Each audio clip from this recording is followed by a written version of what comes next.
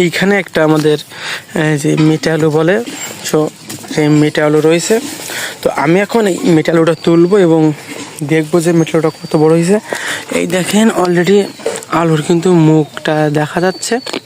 তো আজকে এই আলুটাই তোলা হবে, আর আপনার শেষ পর্যন্ত ভিডিওটা থাকতে লাগুন, কারণ দেখা যাক কত ভালো আলু ওঠে।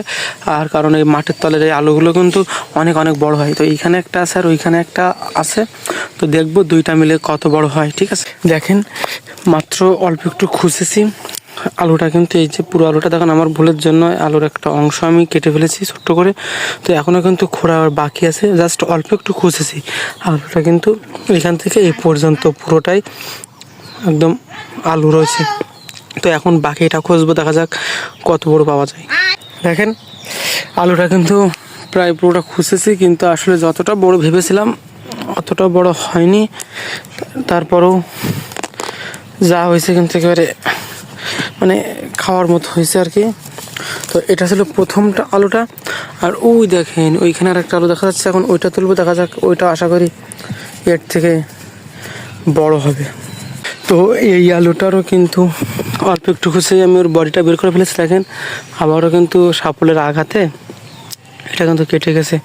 তো এইটা জানি না এটার শেপ কত বড় হবে, বাকিটা এখন খুঁজবো। দেখেন যে এখান থেকে শুরু হয়ে এইদিকে আসছে, তো দেখা যাক কতটুকু হয়, বাকিটা খুঁজে আবার আপনাদের দেখাবো।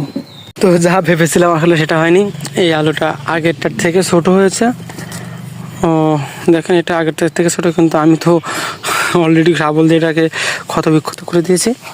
তো এই দেখেন এই যে আজকে এই দুটা বের করলাম। আর মা কিন্তু দুপুরে এইটা রান্না করবে আজকে, আর এইটাতে রান্না করে কিন্তু আজকে দুপুরের লাঞ্চ হবে। তো যারা যারা ভিডিওটা দেখলেন সকলকে ধন্যবাদ। আর ভালো লাগলে অবশ্যই একটু পাশে থাকবেন, সাপোর্ট করবেন, ভিডিওটা একটু লাইক কমেন্ট করে দেবেন। তো সকলে ভালো থাকবেন।